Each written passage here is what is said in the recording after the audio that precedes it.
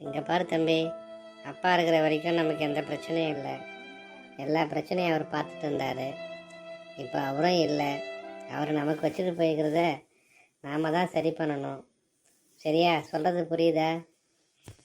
அண்ணே, நீங்கள் தான் வீட்டுக்கு பெரியவர், உங்களுக்கு தெரியாத ஒன்றுமே இல்லை. நீங்கள் சொல்கிற மாதிரியே பண்ணிக்கலாம்.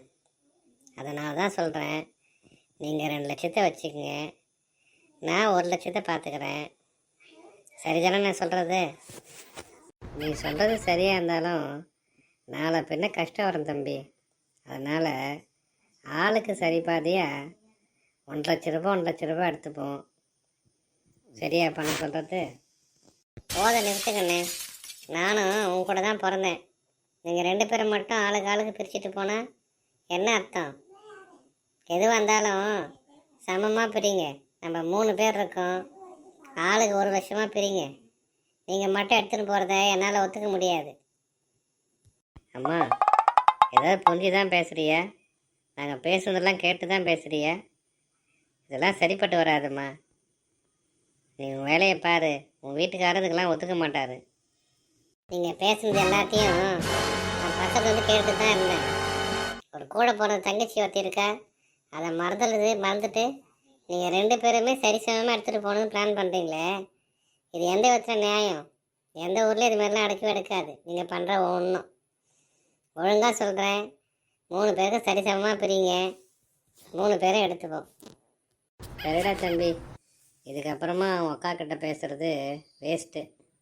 நம்ம எவ்வளோ சொல்லியும் அதுவே நம்ம கூட சேருதுன்னு சொன்னால் நம்ம வேணாம்னா சொல்ல முடியும்.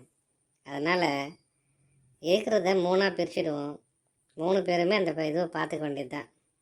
என்ன தம்பி, நான் சொல்கிறது கரெக்டு தானே? நீங்கள் சொன்னால் கரெக்டாக தானே இருக்கும். அக்காக்கிட்டே நான் சொல்லிடுறேன். அக்காவுக்கு உண்மையாக விஷயம் தெரிஞ்சால் தான் புரிஞ்சுக்கிட்டு பேசணும்னு நினைக்கிறேன். இங்கே பாருங்க அக்கா, அப்பா இறக்கும் போது நமக்குன்னு சொல்லிட்டு வச்சுட்டு போன சொத்துன்னு பார்த்தீங்கன்னா ஒன்றும் கிடையாது. அவர் வெறும் 3 லட்ச ரூபா கடன் தான் வச்சுட்டு போனார். அதை பற்றி தான் நானும் அண்ணனும் பேசிட்டு இருந்தோம். அண்ணன் 2 லட்சம் எடுத்து சொன்னேன், நான் 1 லட்சம் பார்த்துக்கிறேன்னு சொன்னேன்.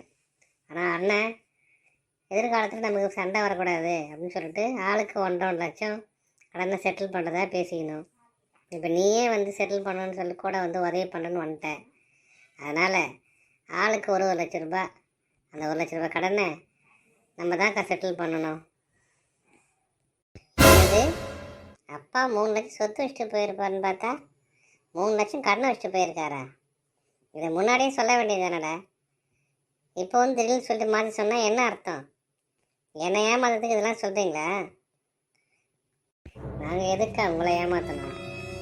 உங்களுக்கு டவுட்டாக இருந்ததுன்னா போய் உங்கள் வீட்டுக்காரர்கிட்ட கேளு, அவர் சொல்லுவார் எல்லா விஷயத்தையும். சாரிண்ணே, ஏதோ பணத்தை அரசில் உங்களை கண்ட மணிக்கு பேசிட்டேன்.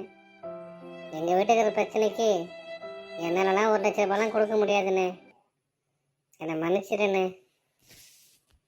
ஏம்மா, சந்தோஷம்னு வரும்பொழுது ஒன்றா சேர்ந்துக்கிறீங்க, கஷ்டம் தெரிஞ்ச உடனே விட்டு விலகி ஓடணும்னு நினைக்கிறீங்க. இந்த மாதிரிலாம் பண்ணால் என்னம்மா அர்த்தம்? நீ என்ன சொன்னாலும் சரி, முன்ன பேசுனது தான். 3 பேருமே ஆளுக்கு 1 லட்ச ரூபா இந்த கடனை பார்த்துக்க வேண்டியது தான். இதில் எந்த ஒரு மாற்று கருத்தும் இல்லைம்மா. ஒட்டு கேட்டதை ஒழுங்காக கேட்காம நானே வாயை கொத்து என் வாயை புண்ணாக்கிட்டேன். என்ன பண்ணுறது? என் தலையெழுத்து இப்படி வரதை பார்த்துக்க வேண்டியது தான்.